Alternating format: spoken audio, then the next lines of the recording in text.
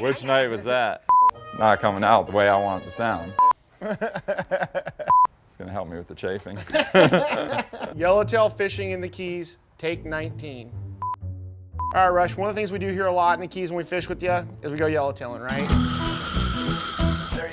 These are what flags look like. Wow. One of the things that I was really surprised about when we started yellowtailing, and even fishing in general here, is how often you rely on the jig head. You use them totally differently than we do. So let's kind of talk about the rig. Well, my day in, day out rig is gonna be Slammer 5500, light action rod, and then we're gonna go to our top shot, which is gonna be a 15-pound test, mono leader. I like quite a bit of top shot. I like to fill about half the spool up because sometimes they're not right up in the chum. Sometimes you gotta drift back a little bit for them. So I like the way that mono floats and it gets back a little bit. What's the braid you got on here? This has got 50 pound on it. A little better one, the prize of the tropics.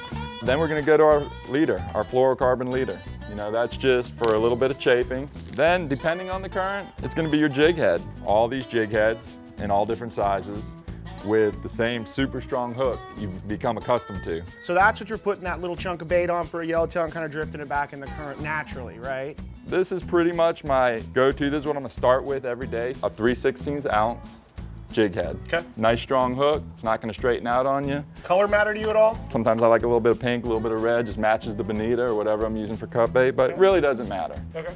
The most important thing when you're yellowtailing, making sure your bait looks just like that chum that's coming out of the bag. That's what I can't stress enough.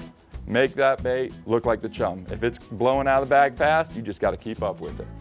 Oh, that's our boy. It's gotta match that other bait just drifting down. That's not easy to do, but having this variety of weights really does help slow it down a little bit, give you that natural presentation. As soon as you're bit, you're closing the bail, reeling tight.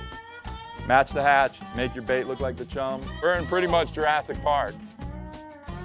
Awesome.